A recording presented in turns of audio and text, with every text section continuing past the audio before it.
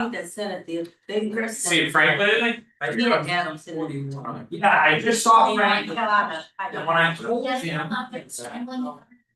Just. For what? You see, Yeah. yes. Oh, yeah. He gave me a very funny look. Like, why would she come back? Well, I wasn't sure if that was the conversation or whether it was the other way around. Hey, Jason. Hey, sir. All right. You? So I don't know. Where you guys out there? I had, yeah. I haven't tell you a story, so. Last week, next one, Sean. During the, she was the city manager. Frank, Frank's 30, I was gonna email Dan, was in. I said, Frank. Yeah, sorry, I'm telling. Yeah. They're hungry, I'm not calling her. Like, yeah, so. So, Yes, I think it's aware of the reputation. Once I go to must and. You know what I'm supposed to go? That was, everything else. Well, I'm gonna see what this is like. He's he'll get us kind of, everyone's blood pressure, right? Everything else. Alright.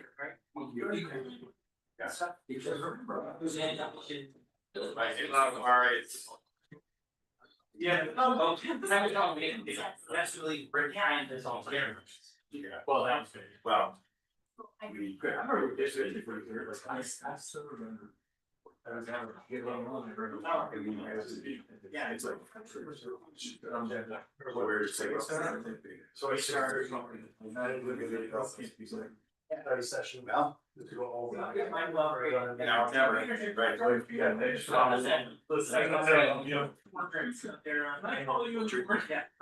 Well, that one's done. That's fine.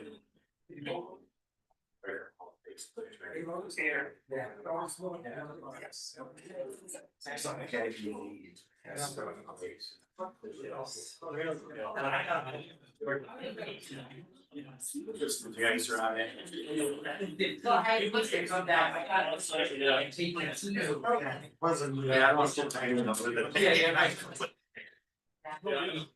Thank you. Hey, now you stop. We'll see it. I remember that was the first day that I'm.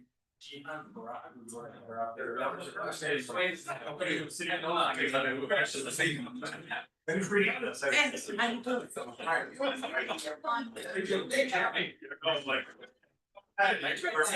Some of your cell phones today to give you a message that your phone wasn't accepting messages, or I don't know. Or the other one around. Now, if you had reading on your on or something. Yeah, we all type this up here. I know you do, go try to be let everybody in it. Eight, right here. Another one. You emailed me that. Oh, it said a date for you. Yeah. You said another email. I can send you 3, because it didn't get home. I know, but it puts you right back On what? What's the over under timeline for Gary's statement to the public this evening? 45 or more. It's on FanDuel now. I'm going over 245. Take you over. $1, he says something. That's right. Oh, you say, ooh, this week's got a buck that you go under 245. All right. Right, folks, I'm gonna go ahead and call our study session to order. It is 6:31 p.m. If we can stand for the pledge of allegiance, please. I pledge allegiance to the flag of the United States of America, and to the republic for which it stands, one nation, under God, indivisible, with liberty and justice for. Take a long chin. No, this is for the sleep. City Clerk, may I open paper roll call for please? Councilmember Williams. Right. Reed, here, Stewart, here, Ross. Here. Davis, Here. Branch. Here. And Mayor Snyder. Here. For our study session, it is to discuss items that will require action at our regular council meeting. So let's start with resolution 2026-01 to amend our council rules of procedure. This is an item that's been brought to council's attention already. I will turn it over to our attorney. Yeah, so as the mayor said, we've already discussed this per our council rules, this has to come to council before it's actually voted on, and we've had a discussion and another discussion. And so this is on for action tonight, the simple amendment that's being made is removing closed sessions, towards the end of the meeting, immediately following the second public comment. The idea behind that is so that, we can still have the necessary closed session if we need to, but the public doesn't have to sit through the closed session at the beginning of the meeting, they can participate in the balance of the meeting if they want to. And then we've also added a potential action item following the closed session in case there's something that we discussed in the closed section that requires immediate action afterwards. That's pretty much it. Any questions for Attorney Darkness on this item? All right, let's move on to our board and commission appointments.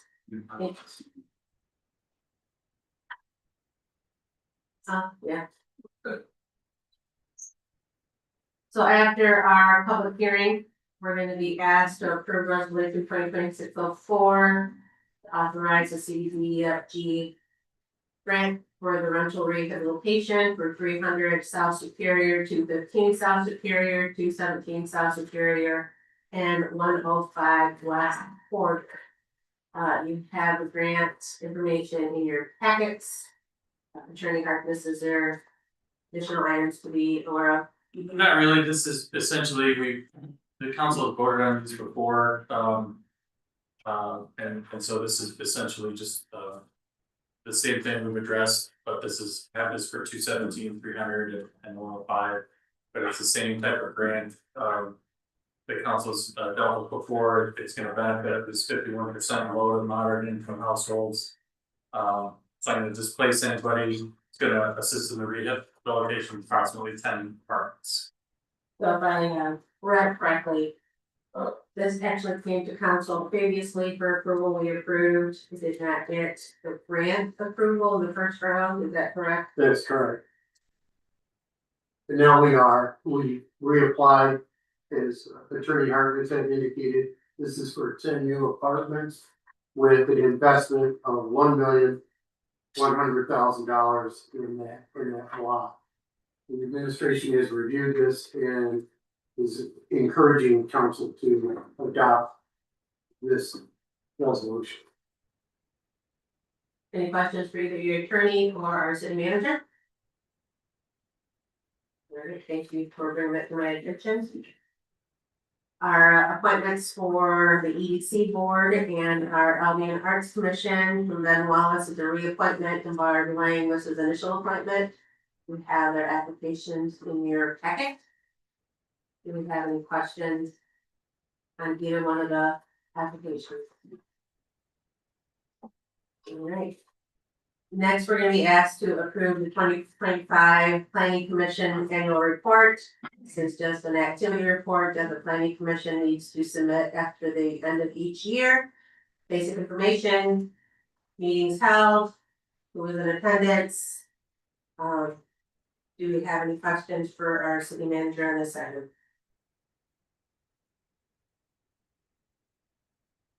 Moving on. Next, we're gonna be asked to approve the proposal for engineering services for West Cass Street. City manager, do you wanna give us some information on this? Yes, Mayor, members of council, the city of Albion was very fortunate in receiving a grant application approval from MDOT. This project is worth $715,988 in grant funds. In this particular case, the administration is seeking an engineering proposal approval of $102,400 for construction engineering services. And the reason why I emphasize construction is usually when we approach these projects, we have two types of engineering. We have design engineering by our civil engineers, and then once we're awarded grant funds and we bid things out, then we have construction engineering.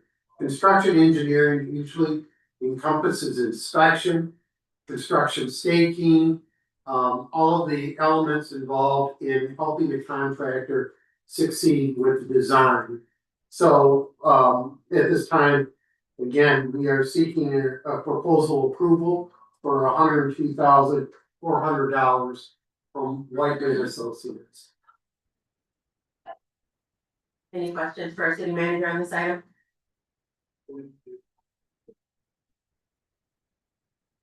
Right. Next, we're going to be asked to approve of the audit engagement letter with Manor Posterison. There is information in your packet. We also received information in an email. Director Clark, are you gonna give us information on the topic? Thank you, Mayor, Council. This is our engagement letter for audit. I've got it printed out here for you. I don't know if everybody got this, so I'll give you this. This is a summary of our last 2 years' audit fees. And what I anticipate the audit fees to be this year and base fees going forward.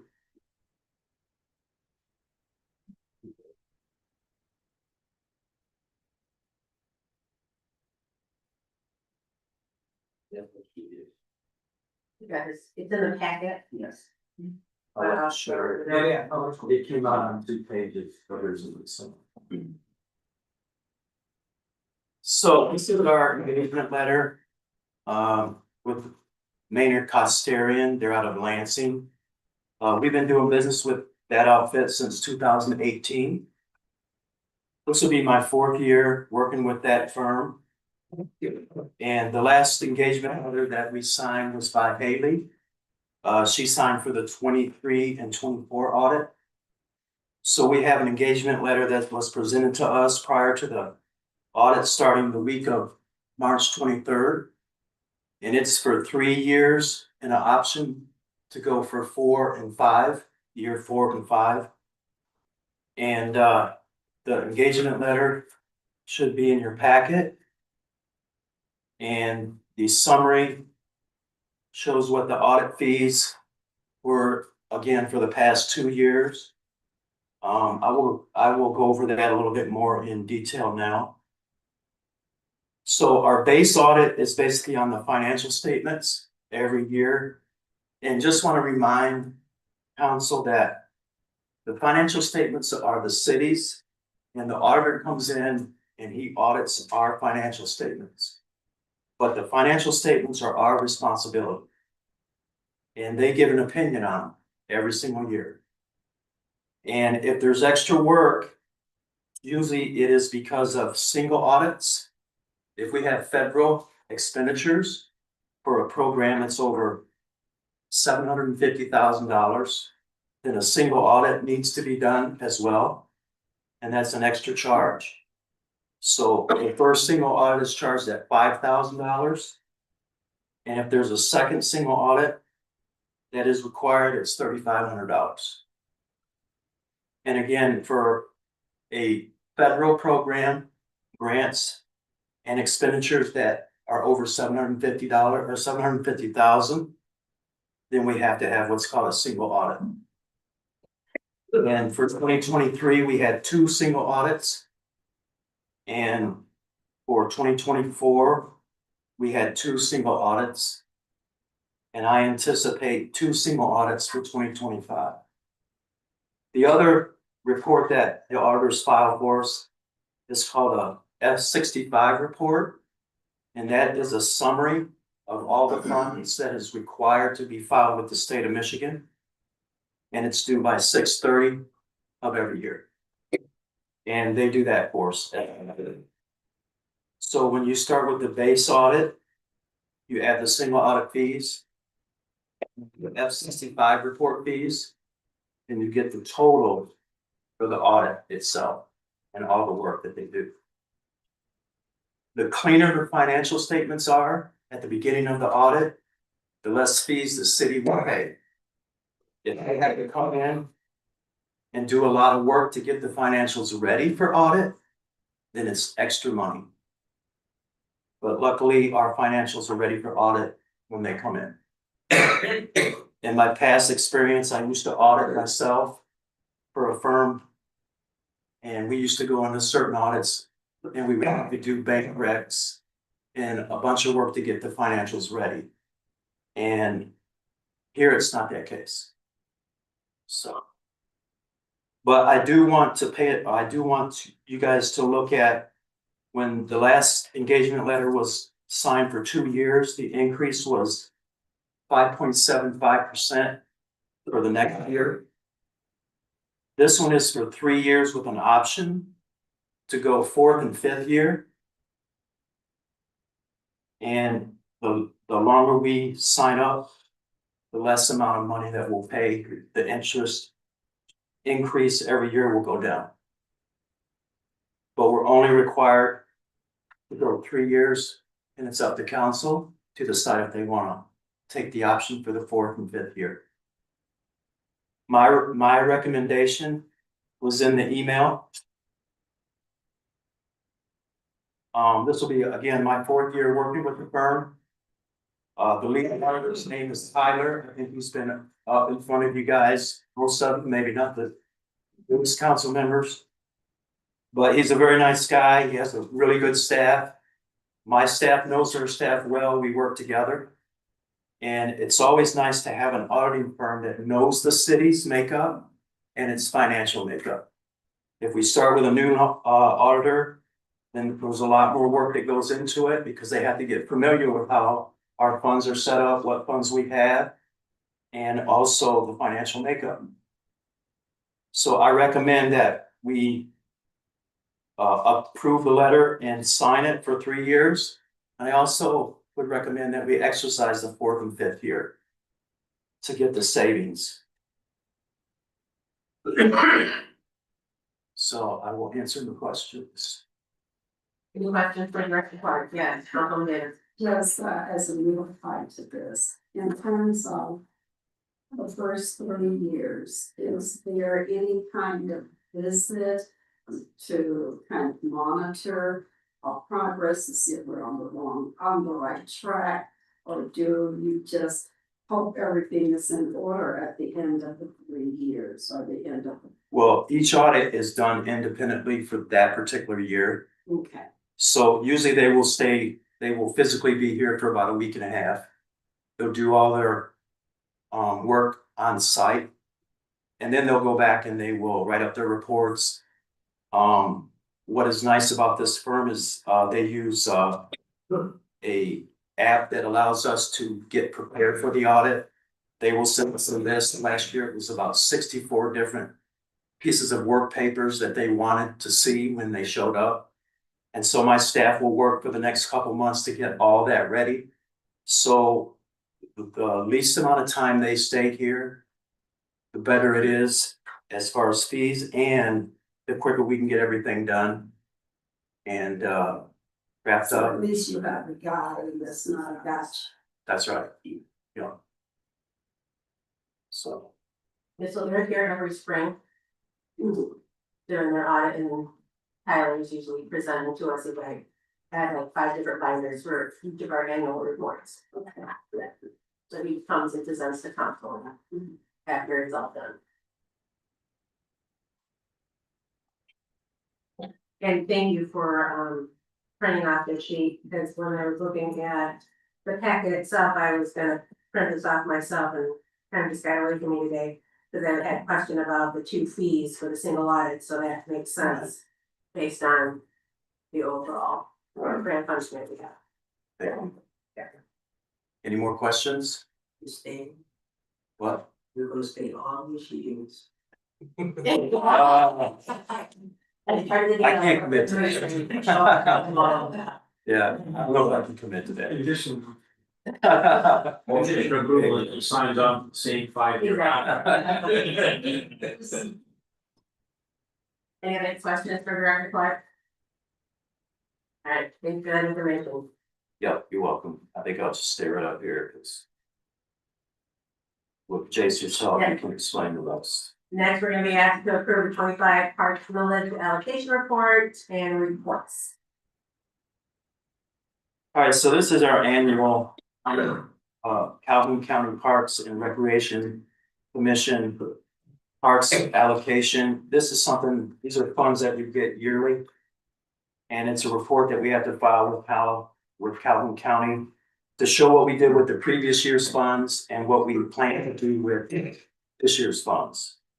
So last year when, we presented our 2025 allocation. Make sure that, okay.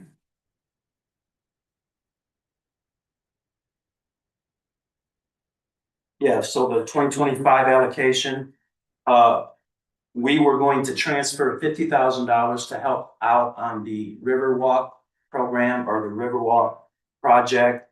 But that got delayed because of environmental issues. It's been delayed now for 2 years. So Jason took the money and he used it for parks related expenditures. Most of it was done on the Stouffer Plaza, which is explained in the report. And then we also had to show the county what we were going to do with it and what we ended up doing with it.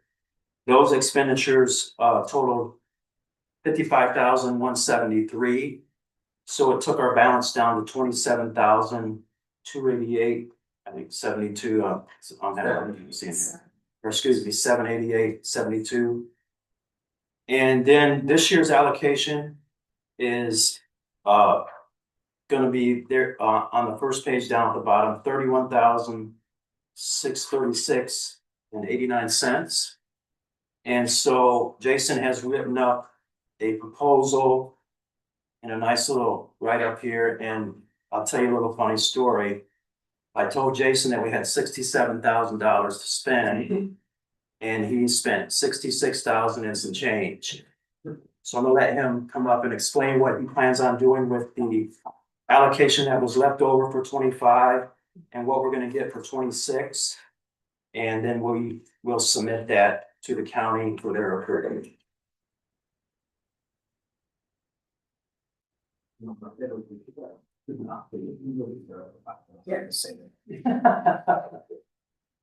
Good evening, council, mayor. I did a kind of a breakdown in my presentation of what we plan on spending the money on. $6,500 will go for removal and redoing the cement for the new pavilion that's gonna be at Victory Park. In talking with Whiteman, we're gonna make it a little bit thicker. We're gonna do a little bit better than it. Just to hit the bar, we're gonna go a little bit a step above. So in order to do that and take it out and make it look really good and last for a long time. So you got $6,500 for that cement. $7,000 to pulverize the roads. Everyone that's been through Victory Park knows that the roads are really bad and we cannot afford right now to repave them. So what we plan on doing is pulverizing like we did with Rieger Park and what we did with the cemetery. That way we're able to cape any potholes that develop, especially with our new plow truck that arrived last week and the new one tomorrow. We're able to cut that out, regrade it, and then roll it, and then keep it, the dust control down with our new sprayer system. We're looking at $15,000 for a fence around the pickleball court at Collin Park. I didn't think that we would need it until some people tried turning it into a parking lot several times. And public safety had to come and threaten to tow the vehicles. So in order to keep that court nice, we need to put a small 4-foot decorative fence, like the black coating to match the fencing around the bridge. $3,000 for the bathroom renovations at Harris Field. That is to bring it more up to ADA compliant. We got a grant last year from Community Foundation to replace all the metal doors on the concession stand, including the bathroom doors. So this will just kind of help offset our budget a little bit to where we can really put new toilets, sink, changing stations, privacy walls in there. And so $5,000 to repair the sidewalks at Mulder Park. They're really bad. They're heaving up over 1.5 inches. It's the first thing you see when you park next to the post office and you go to walk in. It's got cement and then it's got asphalt patch on it where it's caved and just, we're gonna take it out and just start over and put all this sidewalk over. And then $30,000, that's to buy the 2 large area mowers that we try to get each year. Instead, we're gonna use the parks millage to do that, not budget. That way we can use the budget towards other things in the parks as well. This is to replace the 2024 models that we have that are just below 1,000 hours. These mowers are running 5 days a week, every week, and so they rack up the hours. 1,000 hours is usually that sweet spot where you wanna get the most equity out of them. They're in great shape, but I wanna cycle them out just like public safety does with patrol cars. So that brought it to 66,500, the total expenditure, so I saved $500. That's because I haven't gave you my history. Well, there's that. Councilman Williams? Yes, thank you, Mayor. Do you know what we plan to get for the more we sell? I would like to get about, right now, last year I saw him go for 6,500 to 7,000. That's the most I could see him going for at an auction. Councilman Davis? In terms of Moore Park, I know the trees are not good, so we have enough money to replace the trees. I do. I plan on putting some small decorative trees, like we've talked about before, some dogwood, something like that, that's just, it doesn't drop. For whatever reason, there's a lot of these trees that drop the berries everywhere and stains the concrete and just, everyone tracks them everywhere. And so I like to replace those with just the flowering style trees that don't have a big, root system either. Councilman Frost? Thank you, Mayor. Director, just got aesthetic concern really about Holland Park and the chain link fence. Yes. Do we know what the price difference might be, or has there been any consideration maybe putting like a wooden style fence around it? Not like a picket fence, but like a, you know. Or a split rail? Well, right, exactly. I just think that would go a lot farther aesthetically than chain link fence would. I would like to do that, or like a vinyl fence, of some sort too. You know, I did price it out just because chain link's always gonna be the cheapest to go with, and so I also want something that's gonna last and then it's not gonna require a lot of maintenance or take a little bit of abuse too. sure, I understand that. But I can definitely look at that though. I just think that there's valid aesthetic considerations.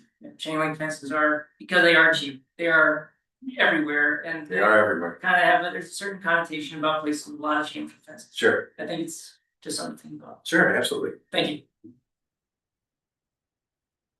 Mayor Woodhouse? Very part-time pickleball player. No one wants to have to catch pickleball through a picket fence. Not part of the sport. Not part of the sport. Right, given the time, I wanna make sure we leave space for public comment. So if there's anybody in the gallery that would like to stand and address council, you may do so at this time.